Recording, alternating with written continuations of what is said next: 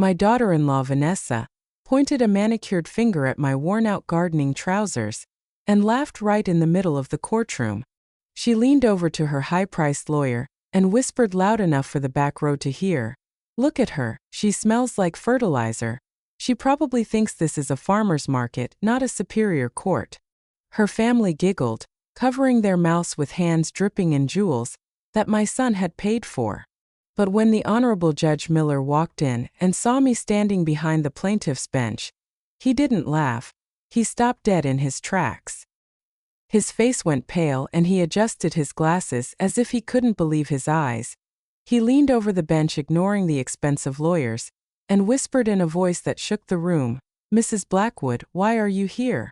The silence that followed was so heavy, you could hear a pin drop, and the look of panic that washed over Vanessa's face is something I will cherish until my last breath. I am glad you are here to listen. If you are watching this video, please hit that like button, subscribe to the channel, and tell me in the comments where you are listening to my story of justice from. I want to know how far the truth has traveled. My name is Eleanor. I am 68 years old. And if you saw me on the street, you wouldn't look twice. I drive a 10-year-old truck. I have dirt under my fingernails more often than not. And I live in a small cottage on the edge of town, where I tend to my roses and my vegetables. Most people think I'm just a simple pensioner, maybe a little lonely, living out her final years in quiet poverty. And I've always preferred it that way. Silence is a luxury that money can't buy, but it's one that I can afford. My story, however, isn't about me, it's about my son Daniel. Daniel was the kind of boy who didn't play with toy soldiers. He built castles out of mud and sticks. When he was 6, he drew a sketch of a bridge so detailed that his teacher called me in, thinking I had traced it for him. He had the soul of an artist and the mind of an engineer. I remember the nights I sat by his bed watching him sleep, his hands stained with graphite, praying that the world wouldn't crush his gentle spirit. I raised him alone. His father passed when Daniel was just a baby, leaving me with a heavy heart, but a fierce determination. I worked hard, harder than anyone knew, to make sure Daniel never felt the lack of anything. But I taught him that value wasn't found in price tags, but in the integrity of what you create. Daniel grew up to be a brilliant architect. He didn't just design buildings, he designed experiences. He wanted to build affordable housing that looked like luxury villas, schools that inspired children to dream. He was pure light. And then he met Vanessa. Vanessa was dazzling. I won't deny that. She was a marketing executive, with a smile that could sell ice to a polar bear, and eyes that were always calculating the next move. When Daniel brought her home for the first time, she looked around my small cozy cottage with a polite frozen smile. She wiped the seat of the kitchen chair before sitting down, as if she were afraid of catching something from my humble life. "Your mother is quaint," I heard her whisper to Daniel in the hallway. "She's my rock," Daniel replied, his voice firm. I loved him for that. They got married 6 months later. It was a lavish affair, paid for largely by the savings Daniel had put aside. Vanessa insisted on the most expensive venue, the imported flowers, the designer dress. She wanted to be a queen, and she needed a king to finance her kingdom. At first things seemed okay. Daniel started his own firm, D&V Architecture. He was the talent, the mind, the sweat and the tears. Vanessa was the face. She handled the social media, the parties, the networking. She was good at it, I'll give her that. But slowly the D in the company name started to get smaller and the V got bigger. I remember visiting their office one afternoon to bring Daniel a basket of fresh tomatoes from my garden. The office was sleek, modern, all glass and steel, a building Daniel had designed himself. When I walked into the lobby, the receptionist looked at my muddy boots with disdain. "Delivery is in the back," she snapped. "I'm here to see my son Daniel," I said, holding my head high. Before she could answer, Vanessa came clicking down the hallway, in heels that cost more than my truck. "Eleanor," she exclaimed, her voice dripping with fake sweetness, "what are you doing here? We have clients coming in 5 minutes, you can't be seen in the lobby looking like that." "I just brought Daniel some tomatoes," I said, offering the basket. She took it with 2 fingers like it was radioactive waste. "That's sweet, but Daniel is busy. He's in the back drafting. I'm handling the meeting with the city council." "The city council?" I asked. "But Daniel designed the library proposal." He should present it. Vanessa laughed, a cold tinkling sound. Oh, Eleanor. Daniel is the worker bee. I'm the queen bee. Clients buy into the lifestyle, not the blueprints. Now run along. I'll tell him you stopped by. She practically pushed me out the door. My heart ached, not for the insult to me, but for the erasure of my son. I saw the billboards around town. V&V Designs, building the future. Daniel's name was gone completely. Then came the day the sky fell. It was a Tuesday in November. I was pruning my hydrangeas when my phone rang. It was a nurse from St. Jude's Hospital. Daniel had collapsed at his drafting table. A massive stroke brought on by severe stress and exhaustion. He was only 38. I drove to the hospital with tears blurring my vision, my hands shaking so hard I could barely grip the wheel. When I arrived, Daniel was in the ICU, hooked up to machines that beeped and hissed, counting out the seconds of his life. He looked so small, so pale. Vanessa was there scrolling on her phone. She looked up when I entered, no tears in her eyes, just a look of annoyance. He's stable, she said, as if talking about the weather. The doctors say he might have paralysis on his right side. His drawing hand. Is that all you care about? I whispered, stroking Daniel's cold forehead. His hand. Don't be dramatic, Eleanor, she snapped. If he can't draw, the firm is in trouble. I have to manage the fallout. I have investors to calm down. She left 10 minutes later to handle PR. I stayed. I stayed for 3 days and 3 nights, sleeping in the uncomfortable chair, holding my son's hand, singing him the lullabies I used to sing when the thunder scared him. Daniel woke up, but the recovery was brutal. His speech was slurred, and his right arm, the arm that created masterpieces, was limp. He needed months of rehabilitation. He needed love. He needed support. What he got was a divorce petition. It arrived 2 weeks after he was discharged. I had moved him into my cottage because Vanessa said their penthouse was not equipped for a cripple, and that his presence depressed the aesthetic of her home. The papers were delivered by a courier. I opened them because Daniel couldn't hold the pen. Vanessa was filing for divorce on the grounds of irreconcilable differences. But the cruelty was in the financial demands. She claimed that Daniel was mentally incompetent. She claimed that she was the primary creative force behind the firm. She demanded 100% ownership of the company, the penthouse, and all their assets. She offered Daniel a pittance, a small monthly allowance that wouldn't even cover his physical therapy. She can't do this, Daniel slurred, tears streaming down his face. I built that firm. Those are my designs. She won't get away with it, I promised him, my voice trembling with a rage I hadn't felt in decades. I won't let her. Mom, he looked at me with those eyes that were so full of pain. We don't have money for a big lawyer. Her family, they have connections.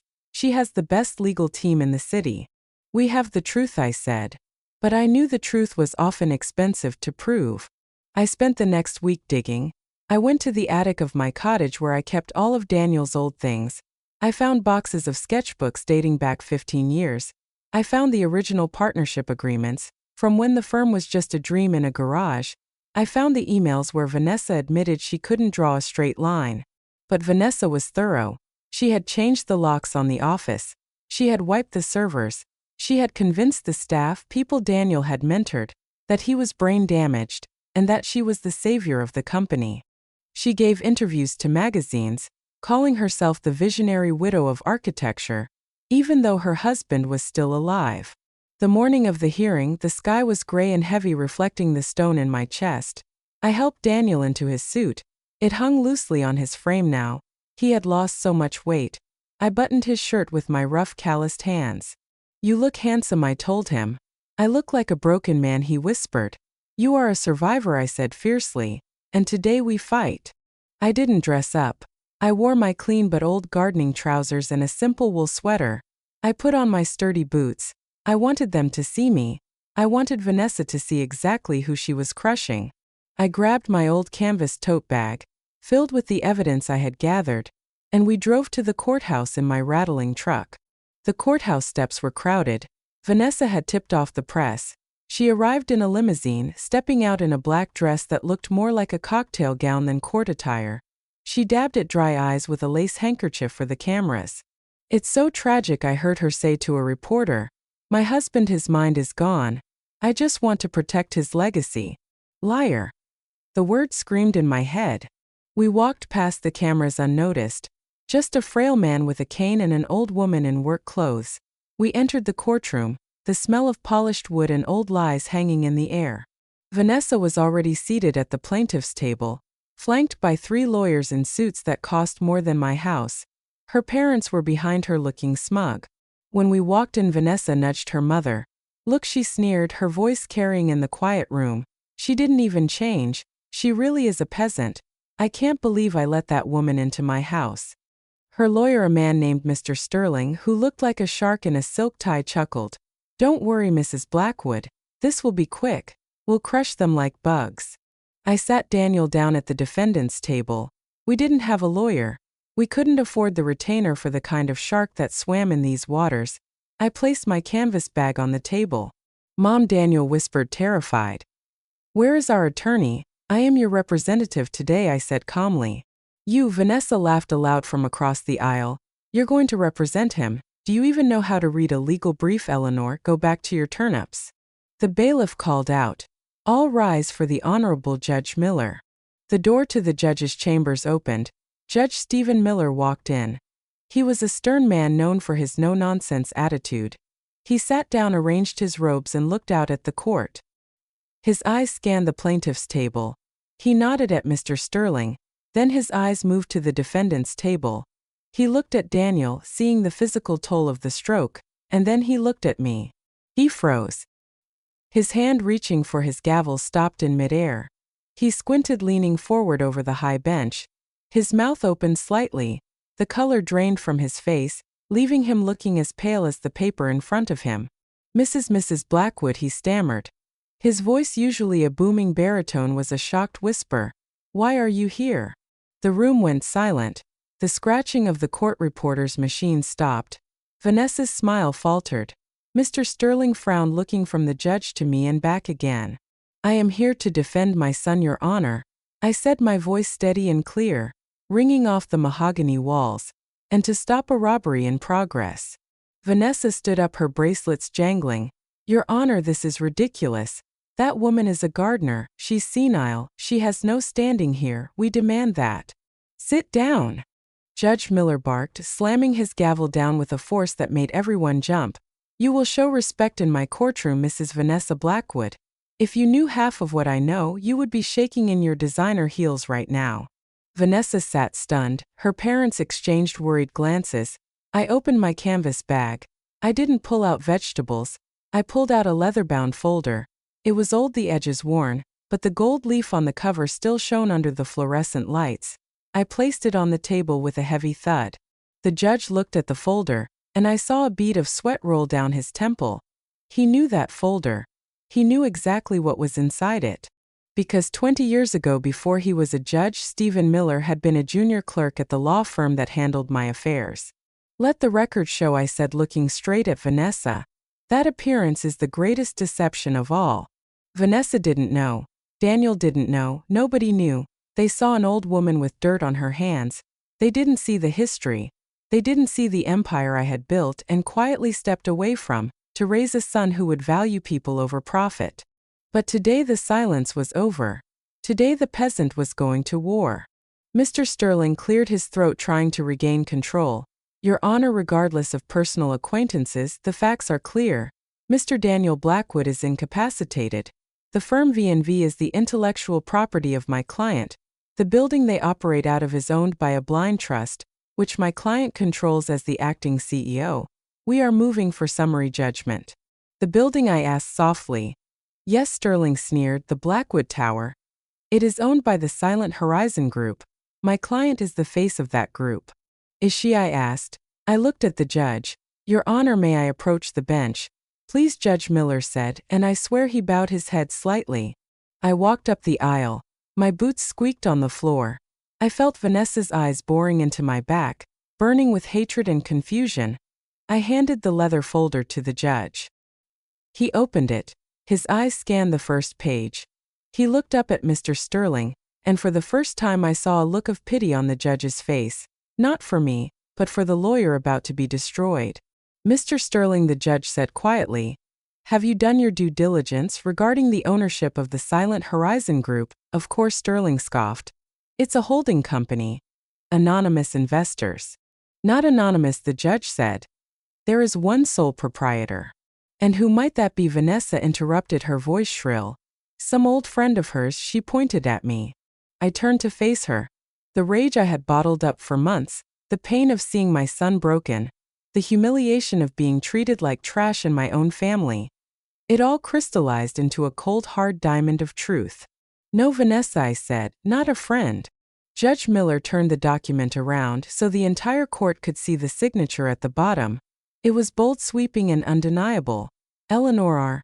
Blackwood. I am the Silent Horizon Group, I said. I own the building, I own the land, and I own the capital that started the firm you are trying to steal. The gasp that went through the room was like a vacuum, sucking out all the air. Vanessa's face went from pale to gray. Her mouth opened and closed like a fish out of water. That's impossible, she shrieked. You grow tomatoes, you drive a truck. I grow tomatoes because I like the taste of them, I replied calmly. I drive a truck because it's reliable. And I invested in my son's company anonymously, because I wanted him to build his own success, without the shadow of my money. But you saw a golden goose and you decided to kill it. I looked at my son. Daniel was staring at me, his jaw dropped, tears welling in his eyes. He didn't know about the money. He didn't know that his mother, the widow who clipped coupons, was the silent titan of real estate who had retired 30 years ago. But that's not all, I continued, turning back to the judge. Turn to page 15, Your Honor. The poison pill clause in the original partnership agreement. Judge Miller flipped the pages. He read it and a grim smile touched his lips. Read it aloud, please, I requested. The judge cleared his throat. In the event that any managing partner files for divorce, or acts in bad faith against the founding architect Daniel Blackwood, all shares held by said partner shall immediately and irrevocably revert to the primary investor, the Silent Horizon Group. Furthermore, any use of the firm's intellectual property by the offending partner shall cease immediately. I looked at Vanessa. She was shaking. Her hands were gripping the table so hard. Her fake nails looked like they were about to snap. You filed for divorce, Vanessa, I said softly. You triggered the clause. You don't own the company. You don't own the building. As of this moment, you don't even have a job. You tricked me, she screamed, lunging forward. The bailiff stepped in, blocking her path. You witch! You planned this. I planned for a rainy day, I said. And honey, you are the storm. The courtroom erupted. Reporters were frantically typing on their phones. Mr. Sterling was frantically whispering to his client, but I could see the defeat in his eyes. He knew when he was beaten. But I wasn't done. The money was one thing. The building was another. But she had insulted my son's talent. She had tried to erase his name, and for that there would be no mercy. The courtroom was in chaos. Vanessa's scream of "you tricked me" was still echoing off the high ceilings. The bailiff, a burly man with a stern face, had to physically step in front of the plaintiff's table to keep her from lunging across the aisle. Her parents, who just moments ago were smirking at my gardening boots, were now frantically whispering to each other, their faces pale and sweaty. Judge Miller banged his gavel, the sound cracking like a whip. Order! I will have order in this court, or I will clear the room. The noise subsided to a frantic buzzing, like a hive of kicked hornets. Vanessa sat down heavily, her chest heaving. She looked at me with eyes that were no longer arrogant, but filled with a terrifying mixture of hatred and fear. She had built her entire identity, her influencer empire, on a foundation of lies, and I had just pulled the cornerstone out. Mrs. Blackwood, Judge Miller said, looking at me with a newfound deference, you have presented a document that fundamentally alters the nature of this case. Mr. Sterling, were you aware of this partnership clause? Vanessa's lawyer, Mr. Sterling, stood up. He was sweating now, loosening his silk tie. Your Honor, my client was under the impression that the initial funding came from a generic bank loan. We had no knowledge of a Silent Horizon Group, or that it was her. He gestured to me vaguely, unable to reconcile the billionaire investor with the woman in the wool sweater. Ignorance of the contract is not a defense, Judge Miller said coldly. The document appears authentic. I recognize the notary seal. It's a forgery, Vanessa shouted, unable to help herself. She printed that on her home computer. Look at her. She counts coupons at the grocery store. She doesn't have millions of dollars. I walked slowly back to the defendant's table and placed a gentle hand on Daniel's shoulder. He was looking at me as if I were a stranger, a mixture of awe and confusion in his eyes. Mom, he whispered, is it true? We'll talk later, son, I said softly. Just know that everything I did to let you stand on your own 2 feet, but I never intended to let you fall. I turned back to Vanessa. It is not a forgery, and if you want proof of my assets, we can call the bank right now, or perhaps we should discuss the rent. The rent, Vanessa blinked. The penthouse you are living in, I said, my voice projecting clearly to the back of the room. The one you kicked my sick son out of. It is owned by a subsidiary of Silent Horizon. You haven't paid rent in 3 years because my company subsidized it as housing for the partners of the firm. But since you are no longer a partner, I let the sentence hang in the air. The realization hit Vanessa like a physical blow. She wasn't just losing the business. She was losing her home. She was losing her stage. You can't do that, she whimpered, her voice small now. I have rights, squatters' rights. You have a lease agreement that ties your residency to your employment. I corrected her. Clause 4, Section B. Termination of employment requires vacating the premises within 48 hours. Judge Miller leaned back in his chair, crossing his arms. Mr. Sterling, it seems your client is in a very precarious position. I suggest you take a recess to review these documents before you embarrass yourselves further. No, Vanessa shrieked. She stood up, her hands trembling. I want to testify. She's lying about the designs. Even if she owns the company, I am the creative genius. Daniel is brain damaged. He can't draw. If the company is hers, fine. But the intellectual property, the V&V brand, is mine. She can't take my name. She was desperate now, grasping at straws. She thought that if she could prove she was the talent, she could salvage her reputation, maybe start a new firm. I looked at Daniel. He was hunched over, looking at his trembling right hand. The stroke had taken his dexterity, yes, but it hadn't taken his mind. Your Honor, I said, my daughter-in-law claims she is the architect. She claims my son is incompetent. I have one more piece of evidence to present. I reached into my canvas tote bag again. This time I pulled out 3 thick black sketchbooks. They were battered, the corners dog-eared, smelling of the attic and old graphite. These are Daniel's sketchbooks, I said, holding them up. This one is from 10 years ago, this one is from 5 years ago, and this one, I pulled out a smaller, newer pad, is from last month. Vanessa scoffed. Please, those are probably childish scribbles. Let's see, Judge Miller said. Bring them here. I handed them to the bailiff. The judge opened the oldest one first. He flipped through the pages slowly. The courtroom was silent. He held up the book. On the page was a detailed hand-drawn schematic of the very courthouse we were sitting in. This building, the judge said, looking at the date on the page. This was renovated 8 years ago. This sketch predates the renovation by 2 years. Daniel designed the renovation, I said. He did it pro bono as a student project. The city adopted it. And this, the judge held up the second book. It showed the intricate glass design of the city library, the project Vanessa claimed she led. The drawing was signed Daniel Blackwood in the corner, dated 3 years prior.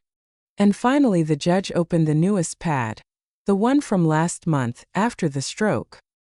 He looked at the page for a long time. Then he turned it around to show the court. It wasn't a perfect straight-lined architectural draft. The lines were shaky. The perspective was a bit wavering. It was a drawing of a garden, my garden. But the soul of the drawing was undeniable. The way the light hit the leaves, the structure of the trellis, it was beautiful in its brokenness. And at the bottom, written in shaky, jagged letters, was a note. For Mom, the one who grows things. A man who has lost his soul cannot draw like this, Judge Miller said softly. His hand may be injured, but his vision is intact. He looked at Vanessa. Mrs. Blackwood, do you have any sketchbooks, any original drafts, any proof that you have ever designed anything other than a seating chart for a gala?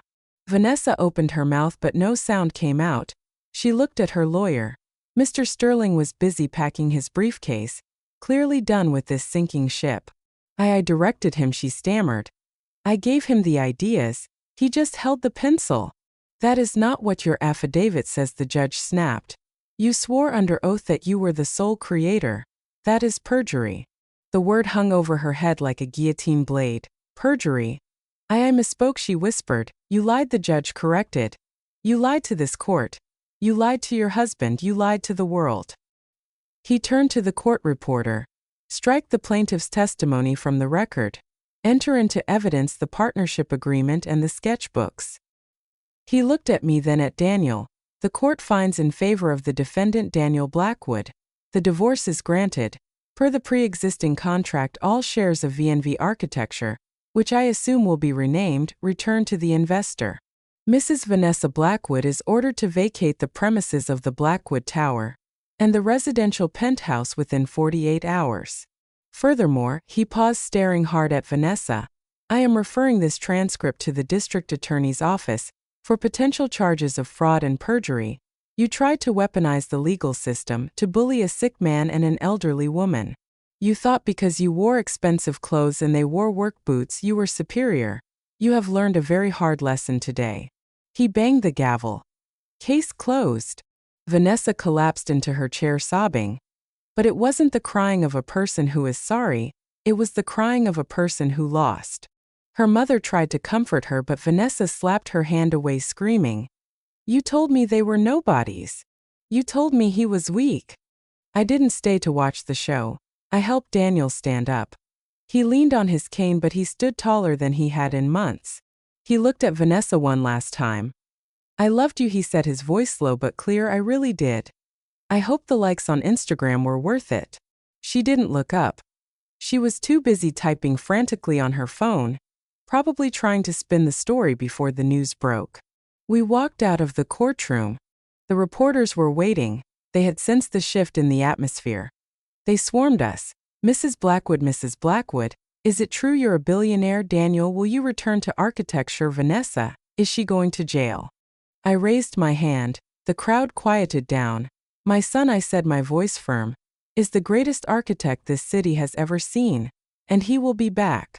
As for the money, money is just fertilizer. You put it in the ground to help good things grow. If you hoard it, it just stinks. We pushed through the crowd and got into my old rattling truck. I helped Daniel buckle his seatbelt. Mom, he said as I started the engine, why didn't you tell me?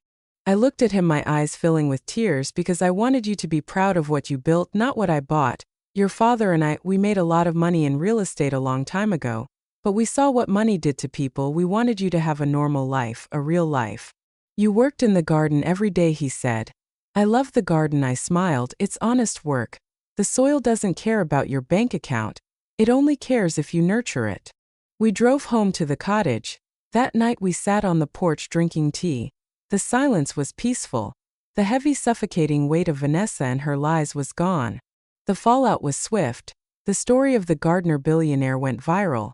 Vanessa was evicted 2 days later. The paparazzi whom she used to court were there to photograph her hauling her Louis Vuitton bags out to a moving van. She tried to launch a GoFundMe for her legal defense, claiming she was a victim of a cruel mother-in-law, but the internet is a fickle beast. The comments section destroyed her. She was exposed as a fraud. Last I heard, she moved to another state and is trying to sell diet tea online. Daniel recovered. It took time. He did his physical therapy religiously. I hired the best specialists. I didn't have to hide the money anymore, so I used it to heal him. He regained 80% of the use of his right hand. He started drawing again. He renamed the firm. It's called Blackwood & Son. He focuses on community centers and parks now. He says he wants to build places where people can touch the grass. As for me, I'm still in my cottage. I still drive my truck. I still wear my gardening boots. But now when I walk into town, people don't look through me. They smile, they wave. But the best moment, the one I replay in my mind when I can't sleep, is the look on Judge Miller's face when he realized that justice doesn't wear a Prada suit. It wears work clothes. I want to tell you from the bottom of my heart that you should never judge a book by its cover, and certainly never judge a woman by her boots. Arrogance is a house built on sand. The tide will always come in eventually, and when it does, only the truth will remain standing. If you are going through a storm right now, if someone is trying to make you feel small, Remember this story. Stand tall, keep your receipts, and never ever let them steal your name. I truly wonder if you were in my place, would you have revealed the secret sooner? Or would you have waited for the perfect moment to let the truth strike like lightning? Let me know in the comments. God bless you all, and remember that the quietest people often have the loudest stories. On the screen right now, I'm leaving you 2 more stories of justice that I know you will love. Thank you for listening.